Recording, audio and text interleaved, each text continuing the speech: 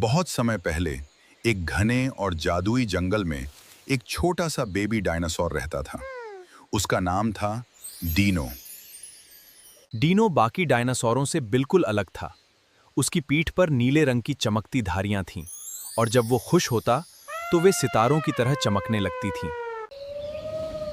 एक सुबह डीनो की आंख खुली। उसने देखा कि उसका परिवार कहीं नहीं है।